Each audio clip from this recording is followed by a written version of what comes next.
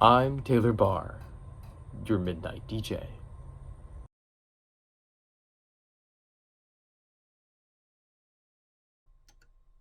That was Fix You by Coldplay. I'm Taylor Barr, your midnight DJ. And Jeremiah Swain, I hope you are listening. I hope you're listening closely because I want you to know what I am about to do. Jeremiah, I curse thee. You are a foul, sour-faced, malfeasant little man, though I admit you are very tall. I was speaking metaphorically. You have taken advantage of me for the last time, Jeremiah. No longer will I share my sour skittles with you. No longer shall I call you at night when your nightmares are too scary. No longer will I chew your food for you. I am cutting our ties and burning your letters. I curse thee to often forget why you have entered a room, only to remember it once again once you've left, and again you will forget when you enter. I curse you to always take your clothes out of the dryer a little too early so that they are damp but not wet. I curse you to sneeze in groups of 4, the most annoying way to sneeze. I curse you to have a small rock in your shoe, Jeremiah, small enough to forget about, though not small enough to not notice. Jeremiah, you have hurt me for the last time, and with that, I will deliver one final curse. I curse you, Jeremiah, to always choose the wobbliest chair at the table, every single time. Up next, Coney Island by Taylor Swift featuring The National, and after that, Smells Like Teen Spirit by Nirvana.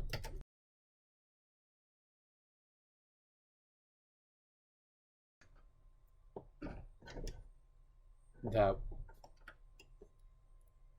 was Low by Chet Faker.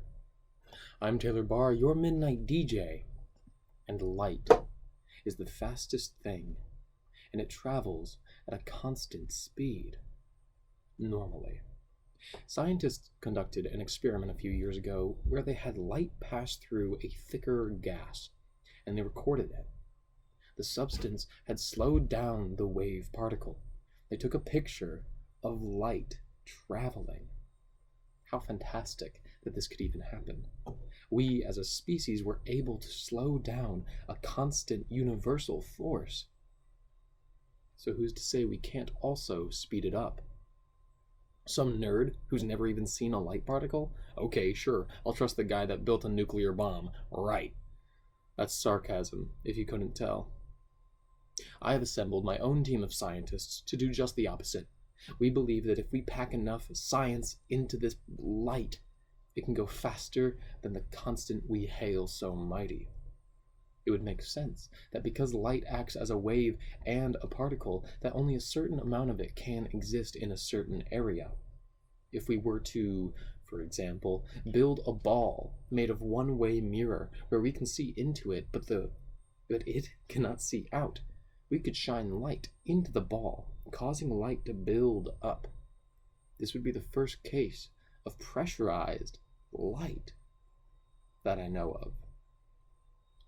That would make me a hero in the scientific world. That would make me rich. Probably. Also, how cool does that look, right? Like a ball of light? Up next, Little Talks by Of Monsters and Men. And after that, Let Down by Michigander.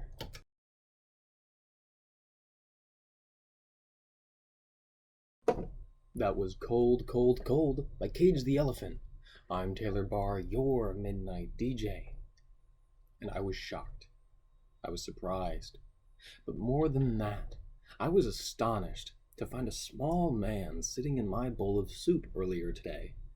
I went to scoop a spoon of soup into my mouth when I heard a tiny scream. I almost didn't even recognize it as a scream coming from my spoon. He said, "Do not eat me, for I am sour and would not taste any good." I wasn't planning on eating you. I didn't even know you were there. How'd you end up in my soup anyway? I responded politely. He took a moment, and he replied, "I guess I fell in. It's all a blur, really. I remember working at the soup factory as a full-sized man, not having a care in the world except for how this soup is going to taste. And I guess I fell in? Again, I'm not really sure."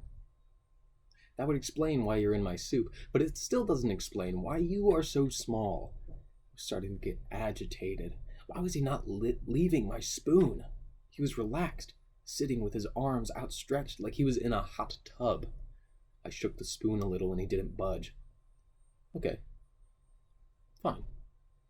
And I shook it a little harder. And he said, "Okay, fine. I accidentally pickled myself for too long. Are you happy?" I wasn't.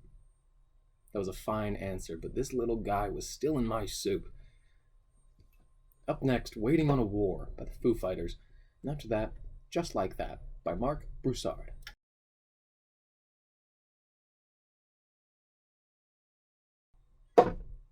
That was Impossible Weight by Deep Sea Diver featuring Sharon Von Ett. I'm Taylor Barr, your midnight DJ. And he sits on top of a train. It was moving fast. Faster than the birds flying nearby.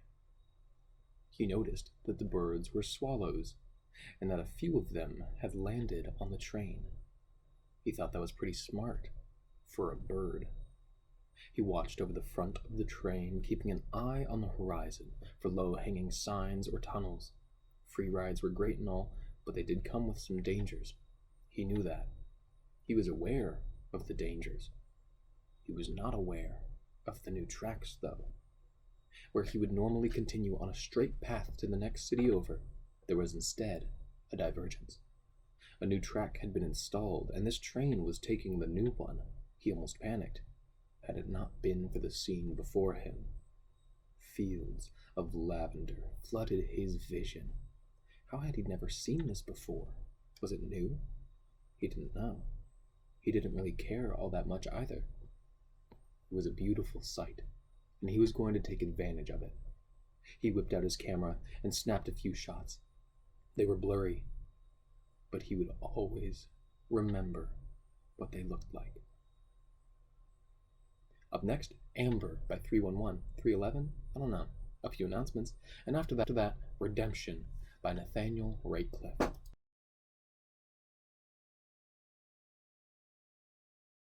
That was All You Have Is Your... something. I can't read it. It cuts off. Anyway, I'm Taylor Barr, your midnight DJ. And I was attacked today, folks, by the most beautiful creature.